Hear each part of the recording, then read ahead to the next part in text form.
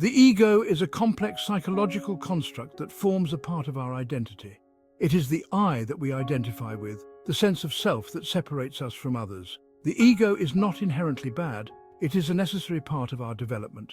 However, when we become overly identified with our ego, it can lead to suffering and conflict. Imagine the ego as a mask we wear to navigate the world.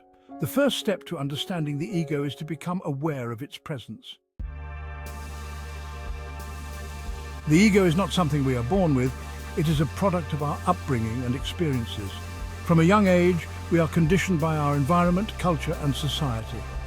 We learn to identify with certain thoughts, beliefs, and behaviors that shape our sense of self.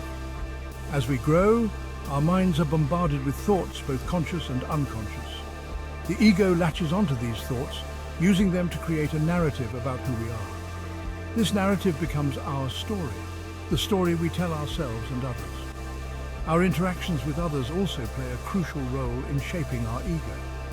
Praise and criticism, acceptance and rejection all contribute to the formation of our self-image. We learn to seek validation from external sources, striving to live up to the expectations of others.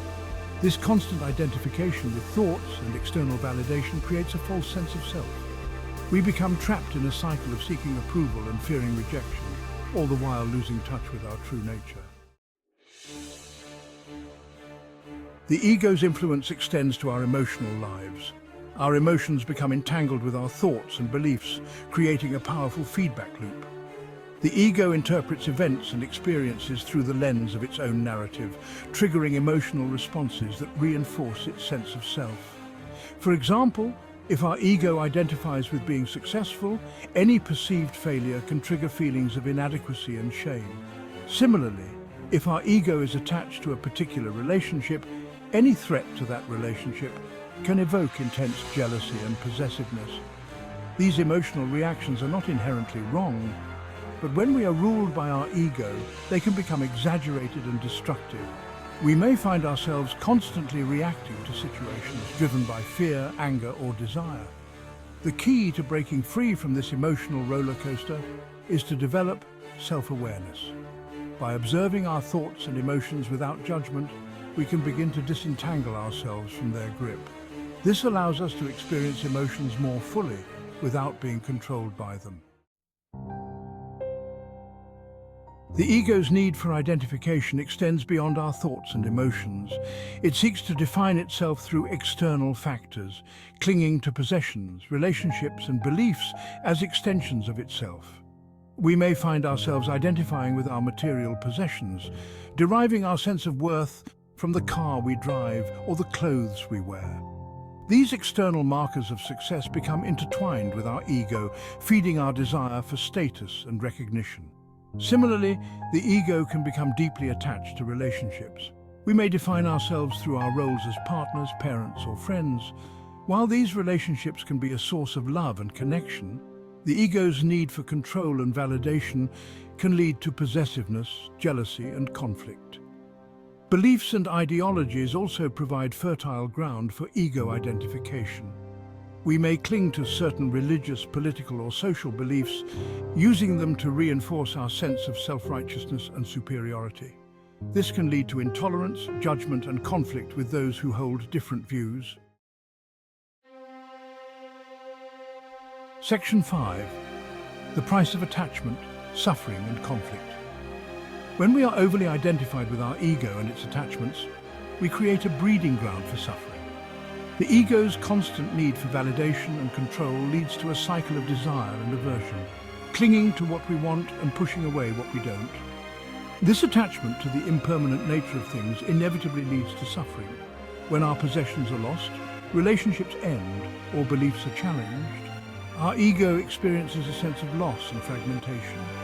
This can manifest as anger, sadness, anxiety, or a sense of meaninglessness. Furthermore, the ego's need to be right and in control often leads to conflict with others. We may find ourselves arguing over trivial matters, defending our beliefs with unwavering certainty, or trying to impose our will on others. This conflict arises from the ego's illusion of separation. When we identify with our ego, we see ourselves as separate from others, competing for limited resources and validation. This separation creates a breeding ground for judgment, resentment, and disharmony.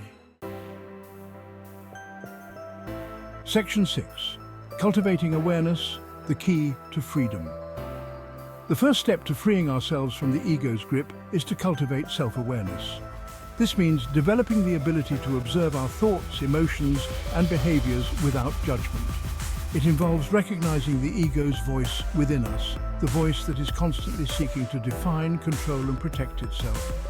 Self-awareness is not about suppressing or denying our ego, it is about bringing it into the light of consciousness. By becoming aware of our ego's patterns and tendencies, we can begin to choose how we respond to situations rather than reacting automatically. Meditation is a powerful tool for cultivating self-awareness. By sitting quietly and observing the flow of our thoughts and emotions, we can begin to disentangle ourselves from their grip. Mindfulness practices, such as paying attention to our breath or engaging in mindful movement, can also help us develop greater awareness of the present moment. Section 7. Observing the ego. Witnessing without judgment. As we cultivate greater self-awareness, we can begin to observe our ego more directly. This involves paying attention to the thoughts, emotions, and sensations that arise in our experience without identifying with them. Imagine yourself as a detached observer, witnessing the play of your thoughts and emotions without getting caught up in the drama.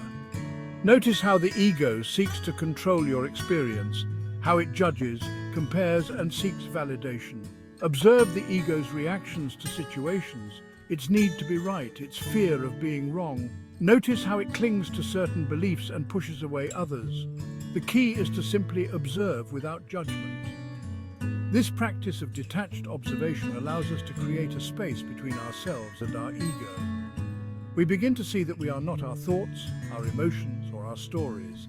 We are the awareness that is witnessing these phenomena. Section 8. Detachment, letting go of ego's identifications. As we become more adept at observing our ego, we can begin to detach from its identifications.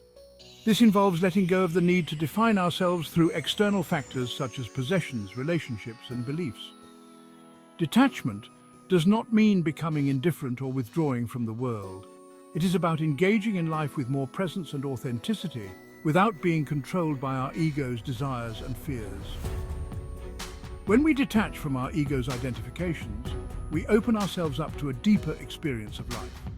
We are no longer limited by the confines of our self-imposed limitations. We are free to experience the world with greater joy, love, and compassion. Section 9. Embracing the present moment, the ego's undoing. The ego thrives on the past and the future. It is constantly replaying past events, seeking to relive past glories or lament past mistakes.